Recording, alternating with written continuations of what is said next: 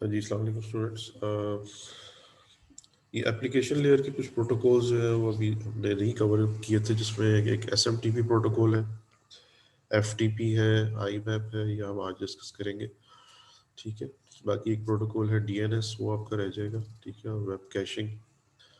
वो रह जाएगी, राइट, वो हम फिर कवर अप कर लेंगे। तो आज हम पहले स्टार्ट लेते हैं कुकीज़ से।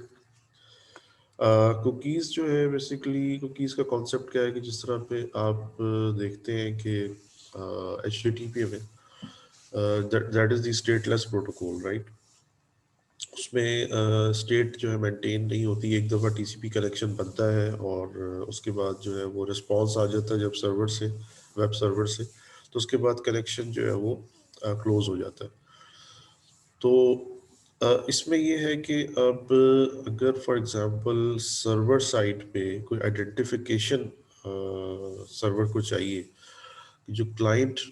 मुझसे कनेक्टेड है, इस वक्त जो रिक्वेस्ट कर रहा है क्लाइंट, राइट, वो उसकी आइडेंटिफिकेशन क्या है, ठीक है, और उसकी बेसिस पे उसने आगे कोई कंटेंट डिलीवर करना है उसको, या उसने उसकी बेसिस पे उसको रिस्ट्रिक्ट करना है, ठीक है। तो HTTP जो है वो अंडर द लाइन यूज करता है कुकीज, ठीक है, फॉर यूजर आइडेंटिफिकेशन, राइट। अब उसके जो है चार कंपोनेंट्स होते हैं, जो कि बेसिकली आप कह लें कि इस तरह से स्टेट को मेंटेन करने की कोशिश की जाती है ताकि स्टेट मेंटेन रहे, ठीक है, और पता चलता रहे कि ये कौन सा यूजर है जो कि इस वक्त इंटरेक्ट कर रहा है वेब सर्वर के साथ। तो फोर कंपोनेंट्स है इसके अंदर। इसमें एक तो सबसे पहले कुकी हेडर लाइन है ऑफ HTTP रिस्पॉन्स मैसेज, ठीक है। सर्वर जो है, वेब सर्वर एक रिस्पॉन्स मैसेज जो है जब देगा HTTP रिस्पॉन्स, तो उसके अंदर एक हेडर डाल देगा कुकी का,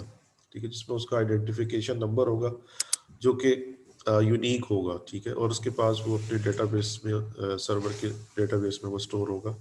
ठीक है। और उसके बाद cookie header line in the next HTTP request message. अब नेक्स्ट जब HTTP रिक्वेस्ट आएगी, ठीक है, फॉर द सेम इंटरेक्शन, अब यूजर वही है जो इंटरेक्ट कर रहा है, अब वो नई रिक्वेस्ट दे रहा है, तो उसके अंदर वही कुकी जो है हेडर वो लग जाएगा साथ, ठीक है जी, ताकि अब सर्वर को पता चलता रहे कि ये यूजर जो है ये कौन है, ठीक है, और ये वही यूजर है जो कि इंटरेक्ट कर रहा है। तो कुकी फाइल जो है वो एक क्रिएट होगी यूजर साइट के ऊपर, यानी क्लाइंट साइट के ऊपर, ठीक है, और उसको ब्राउजर जो है मैनेज कर रहा होगा, ठीक है। आपको पता है कि ब्राउजर में एक बटन होता है, एक ऑप्शन होता है जिसमें लिखा होता है कि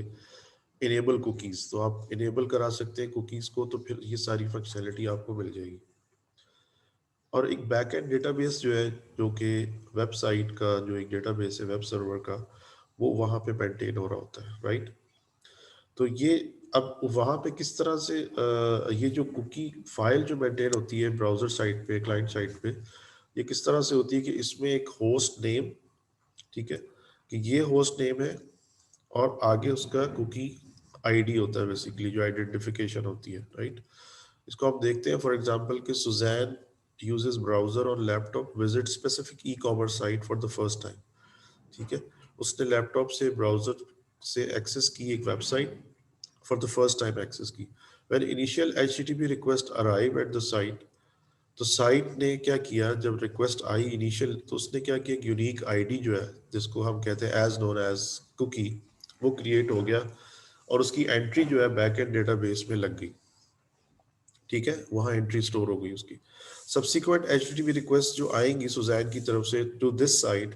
will contain cookie ID value allowing site to identify Susan, यानी अब जब सब्सिक्वेंट रिक्वेस्ट आएंगी सुजैन की तरफ से इस साइट के लिए, तो उसमें ये कुकी आईडी वैल्यू उसके अंदर शामिल होगी जो कि उसको आइडेंटिफाई कर रही होगी, ठीक है जी। अब यहाँ पे देखें कि जी यूजुअल HTTP रिक्वेस्ट मैसेज किया इनिशियली अमेजोन सर्वर के ऊपर, ठीक है, इसने एक आईडी क्रिएट कर दिया, और उसके बाद जो है वहां से एक आईडी जो है वो क्रिएट हुआ, और उसकी एंट्री जो है डेटाबेस में चली गई। उसके बाद जो रिस्पांस आया, उसने रिस्पांस में एक सेट कुकी हेडर डाल के भेजा उसको, क्लाइंट को, राइट, कि उसका उसको ताकि पता हो कि मेरा ये कुकी। अब सेट कुकी हेडर जब उसको मिला क्लाइंट साइड पे ब्राउजर को, तो ब्राउजर ने इसके लिए एक फाइल क्रिएट कर ली अपने पास, ठीक है जी, जिसमें कि उसने वो स्टोर कर लिया कुकी, राइट, और उसके होस्ट नेम के अगेंस्ट।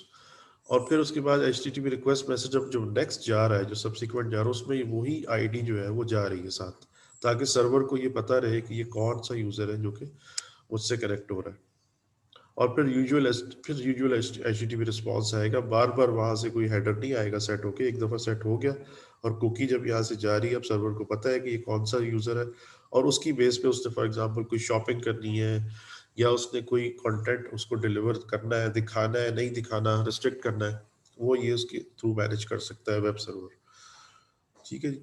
अब लेटर इन द टाइम के जब उसने दोबारा से उसको एक्सेस किया कुछ टाइम के बाद उसी क्लाइंट ने सर्वर को, तो फिर वही कुकी आईडी उसका जा रहा है और सर्वर को ये पता है कि ये कौन है। फॉर एग्जांपल जैसे दराज के ऊपर आप शॉपिंग करते हैं, शॉपिंग कार्ट के ऊपर आपने चीज़ें ऐड कर ली है लेकिन आपने उसको चेकआउट नहीं किया, ठीक है, तो वो होता क्या है कि वो आप जब दोबारा जाते हैं दराज के ऊपर और शॉपिंग कार्ट पे देखते हैं तो वो चीज़ें पड़ी होती है वहाँ पे, ठीक है ना। तो वो बेसिकली क्या होता है कि वो आपकी जो है कुकी वहाँ पे मेंटेन हो रही होती है और उसके अकॉर्डिंगली वो सारी चीज़ें देख रहा होता है।